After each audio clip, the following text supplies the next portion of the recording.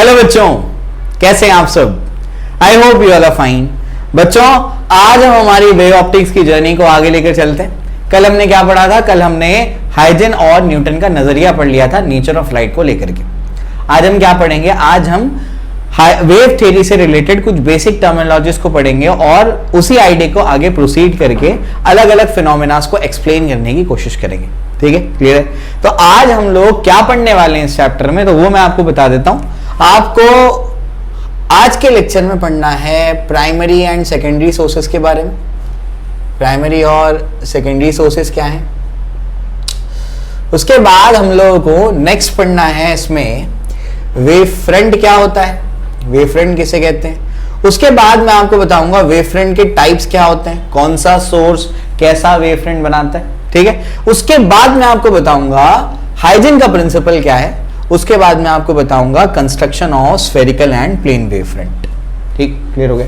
तो आज का जो लेक्चर फ्लो है वो इस तरीके से होने वाला है। ये बेसिक चीजें आज हम लोग पढ़ेंगे। ठीक है, क्लियर हो गया? चलिए आइए, तो सबसे पहले शुरुआत करते हैं प्राइमरी एंड सेकेंडरी सोर्सेस के बारे में। प्राइमरी सोर्सेस क्या होते हैं, सेकेंडरी सोर्सेस क्या होते हैं, वो मैं आपको बताता हूं। ठीक है, तो सबसे पहले हम लोग पढ़ने जा रहे हैं प्राइमरी सोर्सेस के बारे में। प्राइमरी सोर्सेस क्या होते हैं? प्राइमरी सोर्सेस ऐसे लाइट के सोर्सेस होते हैं जिनकी खुद की लाइट होती है। एग्जाम्पल के तौर पे यहां पर एक ट्यूबलाइट लगी हुई है, वो ट्यूबलाइट का क्या है, वो ट्यूबलाइट का अपनी एनर्जी निकलती है, वो ल्यूमिनस है, तो वो क्या है, एक प्राइमरी सोर्स है। सन क्या है, एक प्राइमरी सोर्स है। समझ में आ गया? आपके मोबाइल से लाइट निकलती है, वो क्या है, आपका मोबाइल एक प्राइमरी सोर्स है। आपके मोबाइल का टॉर्च क्या है, एक प्राइमरी सोर्स है। बात समझ में आ रही? क्लियर है? तो ऐसे ऑब्जेक्ट जिनकी खुद की लाइट होती है, उसको क्या बोलेंगे, उसको हम लोग प्राइमरी सोर्सेस बोलेंगे। ठीक है, क्लियर हो गया? अब ऐसे भी ऑब्जेक्ट्स होते हैं जिनकी खुद की लाइट नहीं होती, वो या तो लाइट को रिफ्लेक्ट करते हैं या स्कैटर करते हैं। एग्जाम्पल के तौर पे मेरी खुद की लाइट थोड़ी है, मैं आपको कैसे नजर आ रहा हूं, यहां से ट्यूबलाइट से लाइट मुझ पे इंसिडेंट हो रही है, वहां पर कैमरे में जा रही है, यानी बेसिकली क्या हो रहा है, वो यहां पर इंसिडेंट होकर के रिफ्लेक्ट हो जाती है या स्कैटर हो जाती है। तो मैं जो हूं, मैं प्राइमरी सोर्स नहीं हूं लाइट का, मैं एक सेकेंडरी सोर्स हूं, क्योंकि मेरी खुद की लाइट नहीं है। प्लैनेट की खुद की लाइट नहीं होती, मून की खुद की लाइट नहीं होती। ये क्या करते हैं, ये बेसिकली लाइट को रिफ्लेक्ट करते हैं। समझ आया? क्लियर हो गया? तो आपको ये बात को समझनी है कि प्राइमरी सोर्स वो सोर्स होते हैं, बहुत आसान है ये। प्राइमरी सोर्स वो सोर्स होते हैं जिनकी खुद की लाइट होती है, उनको क्या बोलेंगे, प्राइमरी सोर्स बोलेंगे। और जो लाइट को या तो रिफ्लेक्ट करेंगे या तो स्कैटर करेंगे, उनको क्या बोलेंगे, सेकेंडरी सोर्सेस बोलेंगे। समझ में आया? क्लियर है? तो बहुत आसान है। प्राइमरी सोर्सेस क्या होते हैं, दो सोर्सेस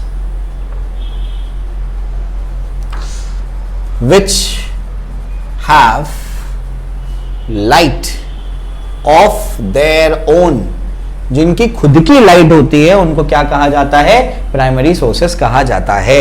एग्जाम्पल के तौर पे आप लोग क्या लिखेंगे, एग्जाम्पल के तौर पे आप सन लिखेंगे, बल्ब लिखेंगे, ट्यूबलाइट लिखेंगे, ठीक है ना, आपका मोबाइल का टॉर्च लिखेंगे, एक्सेट्रा एक्सेट्रा, या मोबाइल की लाइट लिखेंगे। सबके सब क्या है, ये सब के सब प्राइमरी सोर्सेस हैं। सेकेंडरी सोर्सेस में आप लोग क्या लिखेंगे, दो sources which do not have light of their own, जिनकी खुद की लाइट नहीं होती। एग्जांपल के तौर पे मून हो गया, प्लैनेट हो गया, आमिर सर हो गए, आप हो गए। तो आप सबके सब क्या है, हम सबके सब क्या है, सेकेंडरी सोर्सेज हैं, हम प्राइमरी सोर्स नहीं है।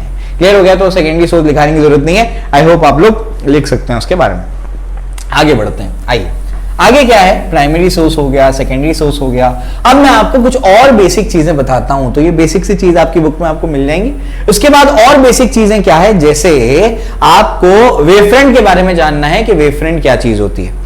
तो आइए मैं आपको बताता हूं। इससे पहले भी मैं वेवफ्रंट के बारे में आपको बता चुका हूं, मैं आपको फिर से एक बार बता देता हूं कि वेवफ्रंट क्या चीज होती है। इससे पहले जो हमने वेवफ्रंट देखा था, वहां पर हमने साउंड में डिस्कस किया था, साउंड के वेवफ्रंट देखे थे। बिल्कुल वैसे ही लाइट के भी वेवफ्रंट्स होते हैं। मैं आपको वेवफ्रंट समझाने के लिए एक एग्जांपल लेता हूं और मैं आपको डेफिनेशन भी लिखा देता हूं। वेवफ्रंट समझना बहुत जरूरी है, क्योंकि इसी के ऊपर आगे पूरी कहानी चलने वाली है। समझ में आ रहा है क्या बोल रहा हूं मैं? ठीक है ना? तो वेवफ्रंट क्या होता है, ये उसको समझते हैं। वेवफ्रंट होता है locus of all the points which are in same phase. ये फेज क्या होता है, फेज बेसिकली मैं पहले भी बता चुका हूं, ऑसिलेशन में बता चुका हूं, वेव्स में बता चुका हूं। फेज क्या है, फेज एक तीर से दो निशाने। फेज आपको बताता है पार्टिकल कहां पर है और कहां जा रहा है, यानी पार्टिकल की पोजीशन क्या है और पोजीशन यानी डिस्प्लेसमेंट क्या है और डिस्प्लेसमेंट का डायरेक्शन क्या है। समझ आया, क्लियर हो गया। तो फेज बेसिकली क्या होता है, फेज बेसिकली पार्टिकल के बारे में इंफॉर्मेशन देता है, एक एंगल बता करके, एंगल होता है, एक एंगल बता करके दो इंफॉर्मेशन अपने को दे देता है, ठीक है ना, क्लियर हो गया, डिस्प्लेसमेंट और डिस्प्लेसमेंट का डायरेक्शन। अब फेज क्या मतलब हुआ, यहां पर क्या उसका लिटरल मीनिंग क्या बनता है, ये मैं आपको थोड़ा समझाने की कोशिश करता हूं। वेवफ्रंट समझाने के लिए बहुत अच्छा एग्जांपल लिया जाता है, आपके टेक्स्ट बुक में भी दिया हुआ है। मान लीजिए कि आपके पास एक शांत तालाब है, शांत तालाब है, उस शांत तालाब में आप क्या करते हैं, उस शांत तालाब में एक पत्थर को आप क्या करते हैं, फेंक देते हैं। एक पत्थर को जैसे आप फेंकते हैं तो शांत तालाब में क्या हो जाती है, ऐसी रिपल्स बन जाती है। क्या बन जाती हैं, ऐसी रिपल्स बन जाती हैं। तो आप लोग जानते हैं कि तालाब में क्या बन जाएंगी, ऐसे रिपल्स बन जाएंगी, ठीक है। तो इस तरीके से क्या बन जाने वाली है, रिपल्स बन जाने वाली है, ठीक है। ये हम लोग जानते हैं कि इसमें क्या बन जाती है, रिपल्स बन जाती है, ये अपने को समझ में आता है, ठीक है, क्लियर हो गया, ऐसा है। तो यहां पर जो बन जाती है वो रिपल्स बन जाती है। अब इसको समझने की कोशिश करियो कि यहां पर हो क्या रहा है। ये अगर आप इमेजिन करेंगे कि आपने क्या कर दिया, तालाब में पत्थर फेंका, तो ये वेव जो है वो वेव यहां तक पहुंची, यहां तक पहुंची। अगर आप गौर से देखेंगे यहां तक वेव पहुंची, मैं ऐसे ऐसे आपने पत्थर को ड्रॉप किया, वेव बढ़ते बढ़ते बढ़ते यहां तक पहुंची। तो ये वाले सर्कल के जो पार्टिकल्स हैं, ये वाले सर्कल के जो पार्टिकल्स हैं, ये सब पार्टिकल एक साथ ऊपर एक साथ नीचे, एक साथ ऊपर एक साथ नीचे। उसके आगे वाला एक और सर्कल आपको नजर आएगा, उसमें पार्टिकल एक साथ ऊपर एक साथ नीचे। समझ आ रहा है क्या बोल रहा हूं मैं। तो अगर सब पार्टिकल्स, ये सर्कल पे आने वाले सब पार्टिकल्स एक साथ ऊपर एक साथ नीचे जा रहे हैं, तो हम बोलेंगे वो सब के सब पार्टिकल्स क्या है, सेम फेज में है। और उन्हीं पार्टिकल्स का समूह, समूह मतलब लोकस, लोकस मतलब कलेक्शन, लोकस का मतलब क्या होता है, कलेक्शन। उन्हीं पार्टिकल्स के कलेक्शन को बोलेंगे वेव फ्रंट। समझ आ रहा है। यानी ये जो पार्टिकल है जो एक साथ ऊपर एक साथ नीचे जा रहे हैं, एक साथ ऊपर एक साथ नीचे जा रहे हैं, वो सब पार्टिकल्स क्या है, एक वेव फ्रंट बोलेंगे। उन सब पार्टिकल्स को मिला देंगे तो एक वेव फ्रंट मिल जाएगा, फिर ऐसी आगे वाला वेव फ्रंट मिल जाएगा, फिर और आगे वाला वेव फ्रंट मिल जाएगा। ऐसे बेसिकली आपको बहुत सारे वेव फ्रंट्स मिल जाएंगे। तो वेव फ्रंट क्या चीज है, वेव फ्रंट उन पार्टिकल्स का लोकस, लोकस मतलब कलेक्शन है, उन पार्टिकल्स का कलेक्शन है जिन तक वेव एक साथ पहुंची, और जिन पार्टिकल्स तक वेव एक साथ पहुंचेगी वो एक साथ ऊपर एक साथ नीचे, एक साथ ऊपर एक साथ नीचे जाएंगे। समझ में आ रहा है, क्लियर है। तो जिन पार्टिकल्स तक वेव एक साथ पहुंचेगी उन सबको मिला देंगे तो क्या मिल जाएगा, वेव फ्रंट मिल जाएगा। अब ये वेव फ्रंट कौन सा है, ये 2D वेव फ्रंट है, ये वाटर की वेव का वेव फ्रंट है, वाटर की वेव वाला वेव फ्रंट है, सर्कुलर वेव फ्रंट इसको बोलते हैं। ठीक है, बात समझ में आ गई। अब हम लोग जो वेव फ्रंट की बात करने वाले हैं वो तो 3D में वेव फ्रंट की बात करेंगे। क्यों करेंगे, क्या करेंगे, मैं आपको समझाता हूं। सबसे पहले वेव फ्रंट समझ में आया, क्या होता है वेव फ्रंट, बोलो। Locus of all the points which are in the same phase, उन सारे पॉइंट्स का कलेक्शन जिन तक वेव एक साथ पहुंची है उसको हम लोग क्या बोलेंगे, वेव फ्रंट बोलेंगे। समझ में आया, क्लियर है। चलिए, तो आई होप आपको ये समझ में आ गया होगा। आगे जो है, अब मैं आपको टाइप्स ऑफ वेव फ्रंट बता देता हूं, टाइप्स ऑफ वेव फ्रंट जो हम लोगों को लाइट में कंसीडर करना है। लाइट में कैसे कंसीडर करेंगे मैं आपको भी समझाता हूं, और लाइट में क्या क्या टाइप के वेव फ्रंट अपने को देखना है वो भी मैं आपको बताता हूं। आइए उसको देखते हैं। तो अभी जो है, अभी अपना मुद्दा है वो है types of wave front. Wave fronts के टाइप अपने को देखने हैं, और यहां पर लाइट से रिलेटेड वेव फ्रंट्स के अपने को टाइप देखने हैं। ठीक है, तो सबसे पहला वेव फ्रंट जो यहां पर आएगा वो होगा स्फेरिकल वेव फ्रंट। कौन सा wave front, spherical wave front. दूसरा टाइप जो आएगा वो आपका आएगा cylindrical wave front, cylindrical wave front. Third जो आएगा वो आएगा आपका प्लेन वेव फ्रंट। मुझे लगता है इसमें इंक डालनी पड़ेगी, दूसरा मार्कर है क्या। तो 3 टाइप के अपने पास वेव फ्रंट्स हैं। हाँ चलिए, इससे काम बन जाएगा। तो spherical wave front, cylindrical wave front और आपका प्लेन वेव फ्रंट, तो 3 टाइप के वेव फ्रंट आपके पास होते हैं। ठीक है ना। तो सबसे पहले क्या है, सबसे पहले स्फेरिकल वेव फ्रंट क्या है उसको समझने की कोशिश करते हैं। तो स्फेरिकल वेव फ्रंट क्या होता है इसको मैं आपको समझाता हूं, और ये भी बताता हूं कि कौन सा सोर्स, कैसा सोर्स कौन सा वेव फ्रंट प्रोड्यूस करेगा। स्फेरिकल वेव फ्रंट जो है, पॉइंट सोर्स जो है वो स्फेरिकल वेव फ्रंट प्रोड्यूस करता है। आप बोलेंगे सर क्या है ये, इसका मतलब अभी मैं आ रहा हूं उसके ऊपर, पहले लिख लेते हैं उसको। पॉइंट सोर्स जो है वो स्फेरिकल वेव फ्रंट प्रोड्यूस करता है। सिलिंड्रिकल वेव फ्रंट जो है एक लीनियर सोर्स प्रोड्यूस करता है। एक अगर लीनियर सोर्स होगा तो सिलिंड्रिकल वेव फ्रंट प्रोड्यूस करेगा। और आपका प्लेन वेव फ्रंट जो होता है वो बेसिकली एक पॉइंट सोर्स ही प्रोड्यूस करेगा, लेकिन एट एन इनफाइनाइट डिस्टेंस। अगर आप पॉइंट सोर्स को इनफाइनाइट डिस्टेंस पे रखेंगे तो वो क्या करेगा, प्लेन वेव फ्रंट प्रोड्यूस करेगा। आप बोलेंगे सर ये सब का मतलब क्या है, अभी मैं आपको बताता हूं मतलब क्या है एक एक करके। तो याद बस ये रखना है कि पॉइंट सोर्स क्या करता है, स्फेरिकल वेव फ्रंट क्या करेगा, प्रोड्यूस करेगा। अभी मैं आपको बता भी दूंगा कैसे। लीनियर सोर्स क्या करेगा, सिलिंड्रिकल वेव फ्रंट, और point source at an infinite distance क्या करेगा, प्लेन वेव फ्रंट प्रोड्यूस करेगा। आइए मैं आपको बताता हूं, एक एक करके सबको डिस्कस करते हैं, और दो का कंस्ट्रक्शन भी अपने को देखना है। कौन कौन सा, स्फेरिकल और प्लेन वेव फ्रंट का। बहुत आसान है, बिल्कुल घबराने की जरूरत नहीं। तो सबसे पहले अपन क्या पढ़ने वाले हैं, सबसे पहले अपन अभी देखेंगे स्फेरिकल वेव फ्रंट के बारे में। स्फेरिकल वेव फ्रंट जो है ये कौन प्रोड्यूस करता है, स्फेरिकल वेव फ्रंट एक पॉइंट सोर्स प्रोड्यूस करता है। एक पॉइंट सोर्स क्या प्रोड्यूस करता है स्फेरिकल वेव फ्रंट, मैं आपको समझाता हूं। मान लीजिए जैसे हमने वहां पर पत्थर ड्रॉप किया था पानी में, बिल्कुल वैसे ही मान लीजिए कि आपके पास क्या है, आपके पास एक लाइट का सोर्स है। एक आपके पास क्या है, लाइट का सोर्स है। ठीक है, लाइट का सोर्स है। अब इसमें से लाइट निकलती है t = 0 पे, लाइट निकली। अब लाइट निकलेगी तो सभी डायरेक्शन में जाएगी, यहां भी वेव जाएगी, यहां भी डिस्टर्बेंस जाएगा, यहां भी जाएगा, यहां भी जाएगा, यहां भी जाएगा, यहां भी हर डायरेक्शन में जाएगा। ये सिर्फ 2D में नहीं जाएगा, ये प्लेन में सिर्फ डिस्टर्बेंस नहीं जाएगा, ये 3D में जाएगा। मतलब ये आपके पास मान लीजिए एक पॉइंट सोर्स है, यानी आपके पास छोटा सा क्या है, लाइट का सोर्स है। आपने क्या कर दिया, छोटा सा बल्ब है, आपने क्या कर दिया, जैसे इसको ऑन किया, ये देखो वेव निकलना शुरू हो गई, वेव आगे बढ़ी, उसके बाद यहां तक, ये सारे पॉइंट्स इन तक वेव एक साथ पहुंच रही है।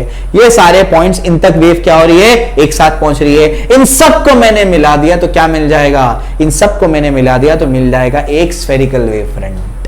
समझ आ रहा है क्या बोल रहा हूं, पत्थर को पानी में ड्रॉप किया था तो वो ऐसे बढ़ रहा था, समझ में आ गया। ये सारे पॉइंट एक साथ ऊपर एक साथ नीचे, तो ये क्या मिल रहा था, एक आपको स्फेरिकल नहीं मिला था, सर्कुलर वेव फ्रंट था। अब 3D में आ गया, समझ आ रहा है क्या बोल रहा हूं। तो आपके पास एक अगर पॉइंट सोर्स है, लाइट का सोर्स है, उससे लाइट निकली तो ये बढ़ते बढ़ते बढ़ते बढ़ते यहां तक पहुंचा, तो इन सारे पॉइंट्स को आपने मिला दिया तो आपको क्या मिल जाएगा, एक स्फेरिकल वेव फ्रंट मिल जाएगा। समझ में आ रहा है, क्लियर है। तो बस वो जो आपका सर्कुलर वेव फ्रंट था ना, उसको 3D में इमेजिन करो, बस वही लाइट निकली। अब जिन पॉइंट तक लाइट एक साथ पहुंची उन सबको मिला दो, समझ में आ गया, तो आपको क्या मिल जाएगा, एक स्फेरिकल वेव फ्रंट मिल जाएगा। अब ये आगे कैसे बढ़ेगा, उसके लिए हाइजीन का प्रिंसिपल पढ़ना पड़ेगा।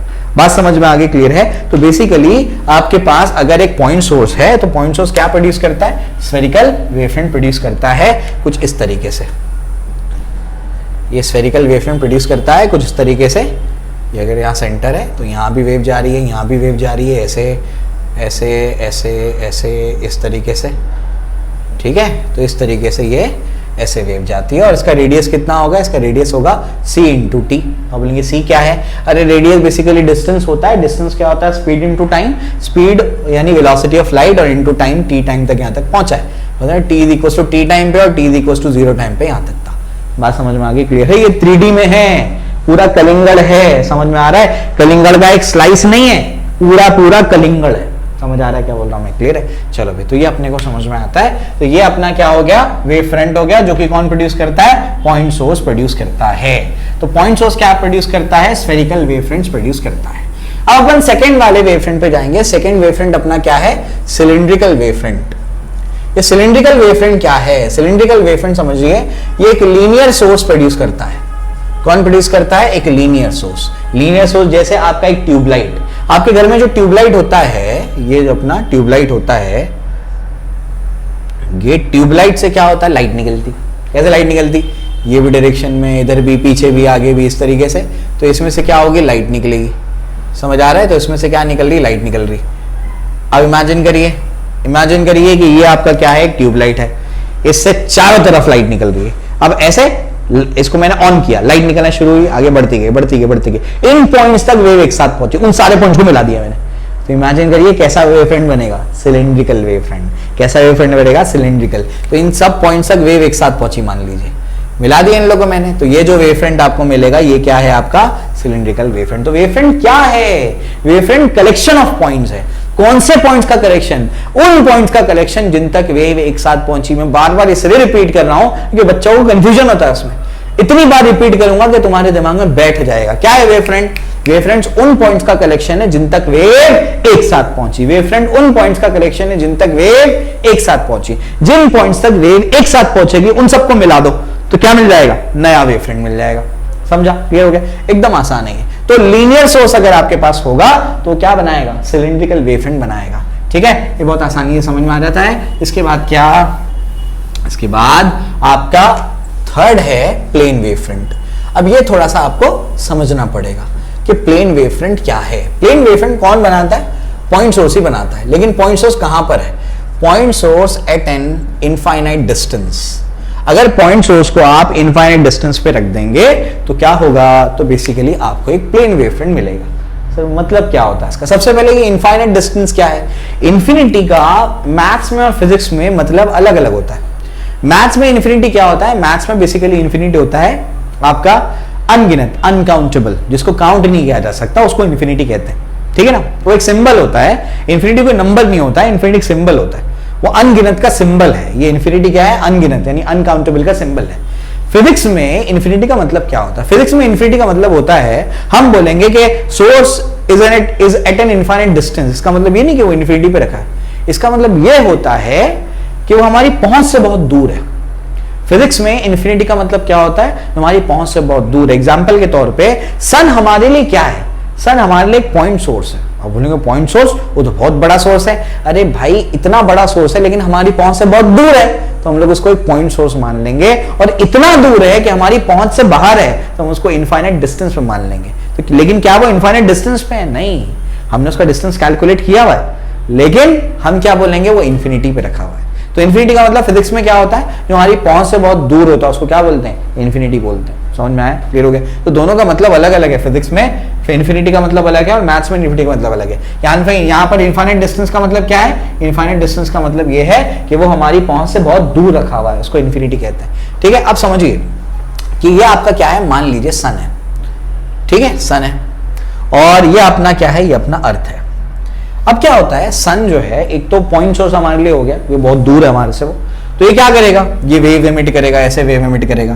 तो डेफिनेटली पॉइंट सोर्स है तो क्या बनाएगा? स्फेरिकल वेव फ्रंट्स बनाएगा, फिर स्फेरिकल वेव फ्रंट बनाएगा। अब जैसे जैसे वेव फ्रंट्स आगे बढ़ते जाएंगे, जैसे जैसे वेव फ्रंट्स आगे बढ़ते जाएंगे, तो अगर आप गौर से देखेंगे तो वेव फ्रंट बहुत बड़े होते जा रहे हैं, बहुत बड़े होते जा रहे हैं। तो वेव फ्रंट जब अर्थ को मिलेगा तो अर्थ को तो पूरा स्फीयर नजर ही नहीं आएगा, वो वेव फ्रंट तो नजर ही नहीं आएगा। क्यों नहीं नजर आएगा?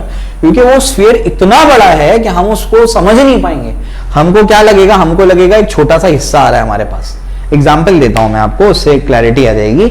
आप अभी जहां पर बैठे हुए हैं, आप अर्थ पे बैठे हुए हैं, आप अर्थ पे अगर बैठे हुए हैं तो अर्थ तो ऐसे स्फेरिकल है, अर्थ का एक्चुअल शेप क्या है? Oblate spheroid. अभी हम लोग उसको मान लेंगे थ्योरेटिकली कि वो क्या है? स्फेरिकल है। अगर वो स्फेरिकल है तो आपको तो वो कर्व दिखना चाहिए, लेकिन अगर आप जहां पर अपनी नीचे ग्राउंड को देखेंगे, अगर आप ग्राउंड पे जाकर के देखेंगे तो आपको एक चीज समझ में आएगी, आपको अर्थ तो फ्लैट नजर आ रहा है। फ्लैट क्यों नजर आ रहा है? आपको इसलिए वो फ्लैट नजर आ रहा है क्योंकि अर्थ एक बहुत बड़ा स्फीयर है। एक बहुत बड़े स्फीयर का छोटा सा पार्ट एक प्लेन होता है, समझ आया? जैसे एक बहुत बड़े सर्कल का एक छोटा सा पार्ट स्ट्रेट लाइन होता है, बिल्कुल वैसे एक बहुत बड़े स्फीयर का एक छोटा सा पार्ट क्या होगा? स्ट्रेट लाइन होगा। इमेजिन करो बहुत बड़ा कलिंगड़ है, तो उसके अगर तुम छोटे से पार्ट को देखोगे तुमको चपटाई तो नजर आएगा, वो एक प्लेन नजर आएगा, तुमको 2D नजर आएगा। बिल्कुल वैसे ही एक बहुत बड़ा आपके सामने स्फीयर आ रहा है, तो अर्थ पे तो क्या नजर आएगा? बहुत बड़ा स्फीयर, तो अर्थ पे तो लगेगा एक प्लेन हिस्सा आ रहा है। समझ में आ रहा है क्या बोल रहा हूं मैं? क्लियर है? तो अर्थ पे तो ऐसा लगेगा सिर्फ क्या आ रहा है? प्लेन आगे की तरफ आ रहा है, जबकि वो बहुत बड़े एक वेव फ्रंट का छोटा सा पार्ट है। समझ आ गया? तो प्लेन वेव फ्रंट अपने आप में कुछ नहीं होता है, वो बेसिकली क्या होता है? एक स्फेरिकल वेव फ्रंट या सिलिंड्रिकल वेव फ्रंट भी हो सकता है। बहुत बड़ा सिलिंड्रिकल वेव फ्रंट आ रहा है तो उसको भी प्लेन वेव फ्रंट बोलेंगे। तो प्लेन वेव फ्रंट अपने आप में कुछ नहीं होता है, एक बहुत बड़े सिलिंड्रिकल या स्फेरिकल वेव फ्रंट का एक छोटा सा हिस्सा होता है, उसको प्लेन वेव फ्रंट कहते हैं। समझ में आ गया? आई होप आपको ये क्लियर हो गया होगा। जो अर्थ वाला एग्जांपल दिया उससे क्लैरिटी आ जाती है कि नीचे देखने पर वो तो कर्व नहीं नजर आता, वो तो फ्लैट नजर आता है। तो इसका मतलब ये थोड़ी कि अर्थ कर्व नहीं है, कर्व है। आप बहुत बड़े अर्थ का छोटा सा पार्ट देख रहे हैं, इस वजह से आपको फ्लैट नजर आ रहा है। ठीक है, क्लियर हो गया? चलिए, तो यहां तक अपने को बात समझ में आ गई। तो आपको मैं वेव फ्रंट भी समझा दिया, उसके टाइप्स भी मैंने आपको बता दिए। अब जो है इसके बाद आगे बढ़ना है। आगे क्या है? नेक्स्ट पार्ट इसका क्या है? आइए उसको समझते हैं। नेक्स्ट पार्ट क्या है? नेक्स्ट पार्ट जो है वो है हाइजीन का प्रिंसिपल। अब अपने को हाइजीन का प्रिंसिपल समझना है कि हाइजीन का प्रिंसिपल क्या बोलता है। हाइजीन के प्रिंसिपल समझना इसलिए जरूरी है क्योंकि आगे का जो डेरिवेशन वगैरह है वो सब हाइजीन के प्रिंसिपल पर ही बेस्ड है। कि वेव फ्रंट आगे प्रोसीड कैसे करता है, हाइजीन का प्रिंसिपल आपको वो बताता है। ठीक है, तो हाइजीन्स प्रिंसिपल पढ़ते हैं अभी अपन। Huygens principle. हाइजीन का प्रिंसिपल मैं पहले लिखता हूं, फिर मैं आपको समझाने की कोशिश करता हूं ये क्या बोलता है। ये हाइजीन का प्रिंसिपल क्या होता है? ये कहता है एवरी पॉइंट, बुक में अननेसेसरी बहुत खींच के उसको बहुत बड़ा कर दिया है, जरूरत ही नहीं है उसकी, मैं आपको बताता हूं। Every point on the wave front acts as a secondary source of light. Every point on the wavefront acts as a secondary source of light, emitting secondary waves in forward direction only. Backward direction में emit करना waves को allowed नहीं है। ये एक ad hoc assumption था कहां, किसका? हाइजीन का। हाइजीन ने माना था कि वो फॉरवर्ड डायरेक्शन में वेव ही एमिट करेगा, बैकवर्ड डायरेक्शन में एमिट नहीं करेगा। आगे जाकर के किरचॉफ और एक मैथमेटिशियन ने मिल करके उसको मैथमेटिकली प्रूव किया कि एक्चुअली बैकवर्ड डायरेक्शन में जो वेव है वो एमिट नहीं हो सकती। मैं अभी समझाता हूं क्या पॉइंट है ये, पहले इसको लिख देता हूं मैं। Every point on the wavefront acts as a secondary wave source of light, emitting secondary waves in forward direction. ठीक है, उसके बाद सेकेंड जो है पॉइंट इसमें होगा, the envelope of these points gives these points at an instant, at a given instant, gives position of new wavefront at that instant.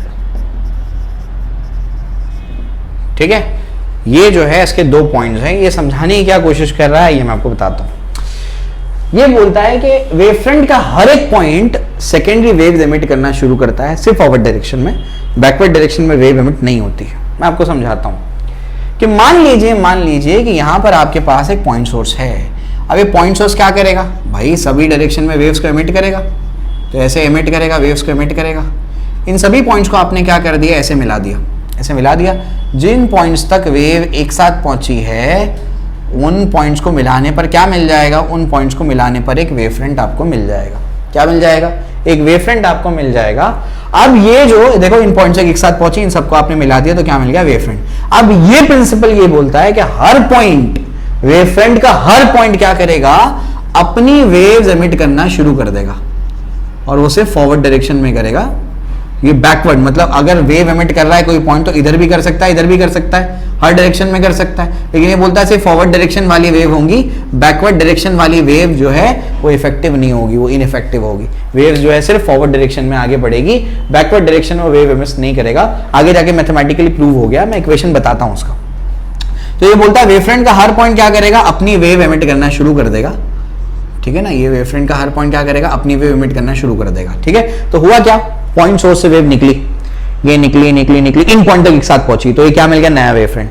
अब वो वेवफ्रंट पे जितने भी पॉइंट्स हैं वो सबके सब क्या करेंगे? अपनी वेव, सेकेंडरी वेवलेट्स बोलते हैं उसको, छोटी वेव, अपनी वेव एमिट करना शुरू कर देंगे। फिर उन सब पॉइंट्स, वो सब पॉइंट्स ने जो वेव एमिट की, उन सब पॉइंट्स से जो वेव एमिट हो रही है उन पॉइंट्स को मिला दो जिन तक वेव एक साथ पहुंची। ये देखो, इनसे वेव एमिट हुई, सबसे एक साथ वेव एमिट होना शुरू हुई, तो इन पॉइंट्स को हमने मिला दिया जिन तक वेव एक साथ पहुंची। समझ में आ गया? तो क्या मिल गया? नया वेवफ्रंट। समझ में आ गया? फिर क्या होगा? ये वेवफ्रंट के पॉइंट्स क्या करेंगे? अपनी वेव एमिट करना शुरू कर देंगे। फिर उन पॉइंट्स को मिला दूंगा जिन तक वेव एक साथ पहुंचेगी, फिर क्या मिल जाएगा? नया वेवफ्रंट। समझ आ गया? ये बोल रहा था ये कि बेसिकली ये बताना क्या चाहता है कि वेवफ्रंट का हर पॉइंट क्या करेगा? वेवफ्रंट का हर पॉइंट एक सेकेंडरी सोर्स ऑफ लाइट बन जाएगा और वो सेकेंडरी वेवलेट्स एमिट करना शुरू कर देगा ओनली इन फॉरवर्ड डायरेक्शन। फिर आप क्या करते जाओ? जिन पॉइंट्स तक वेव एक साथ पहुंची उन पॉइंट्स को मिलाते जाओ, तो आपको क्या मिल जाएगा? नया वेवफ्रंट। फिर ये सब क्या करेंगे? देखो, एक पॉइंट सोर्स है, वेव निकली, इन सारे पॉइंट्स से वेव एक साथ पहुंची, इन सबको मिला दिया, क्या मिल गया? नया वेवफ्रंट। समझ में आ गया। उसके बाद ये वेव फ्रंट जो मिला है उसका हर एक पॉइंट क्या करेगा, सेकेंडरी वेव्स एमिट करना शुरू कर देगा। उन पॉइंट्स तक जिन तक वेव एक साथ पहुंची उन सबको मिला दिया तो क्या मिल गया, नया वेव फ्रंट। बात समझ में आ रही है। फिर उन सब पॉइंट्स को मिला दिया ना अपन ने, ये नया वेव फ्रंट मिला, वो नए वेव फ्रंट का हर पॉइंट क्या करेगा, सेकेंडरी वेव्स एमिट करना शुरू कर देगा। जिन पॉइंट्स तक वेव एक साथ पहुंची उन सबको मिला देंगे तो क्या मिल जाएगा, नया वेव फ्रंट। ये सब 3D में हो रहा है, सब क्या हो रहा है, 3D में हो रहा है, 2D में समझा रहा था मैं। ठीक है, क्लियर हो गया। तो इस तरीके से आपको ये समझ में आ जाता है। तो एनवेलप मतलब सबको क्या करना, सब पे कॉमन टेंजेंट बना देना। तो ये मैंने ऐसे किया था अभी, ये ऐसे ऐसे वेव निकली, उन सब पे मैंने क्या कर दिया, कॉमन टेंजेंट बना दिया, एनवेलप कर दिया, पन्नी बांध दिया उन पे। समझ में आ गया। तो उन सबको मैंने क्या मिल दिया, ऐसे बना बांध दिया तो मुझे क्या मिल जाएगा, नया वेव फ्रंट मिल जाएगा। और मैथमेटिकली अपने को ये मिला था कि एम्पलीट्यूड जो है वेव फ्रंट या जो आपकी वेव का वो है 1 + cos थीटा के डायरेक्टली प्रोपोर्शनल। तो अगर आपके पास ये कोई वेव फ्रंट है और ये ऐसे वेव एमिट कर रहा है, तो अगर ये बैकवर्ड डायरेक्शन में वेव एमिट करता, तो बैकवर्ड डायरेक्शन में अगर वेव एमिट करता तो एंगल कितना हो जाता, एंगल पाई हो जाता, मतलब 180 डिग्री। अगर बैकवर्ड डायरेक्शन में भी करता तो एंगल अगर 180 डिग्री हो जाता तो यहां पर आता cos 180। cos 180 क्या होता है, वो होता है -1, 1 - 1 क्या हो जाता है 0, यानी बैकवर्ड डायरेक्शन की वेव का एम्पलीट्यूड 0 है, यानी बैकवर्ड डायरेक्शन में वेव एमिट नहीं होगी। ये अजम्पशन था उसका, एडहॉक अजम्पशन था हाइजन की थ्योरी का, लेकिन आगे जाकर के मैथमेटिकली प्रूफ भी हो गया। ठीक है, क्लियर हो गया। तो बेसिकली हाइजन की थ्योरी क्या बोलती है, वेव फ्रंट का हर पॉइंट क्या करेगा, सेकेंडरी वेव्स एमिट करना शुरू कर देगा। समझ में आ गया। फिर उन पॉइंट्स को मिला दो जिन तक वेव एक साथ पहुंची, फिर क्या मिल जाएगा, नया वेव फ्रंट। समझ में आया, क्लियर है। मतलब क्या, एग्जाम्पल के तौर पे अब यहाँ पर इस रूम में इस रूम में कौन कौन है, मैं हूं और चेयर है, कैमरा है, ये सारी चीजें हैं। वेव निकल करके आ रही है, अकॉर्डिंग टू हाइजीन वेव निकल करके आ रही है, वो प्राइमरी सोर्स से निकल करके आ रही है। ठीक है ना, क्लियर हो गया।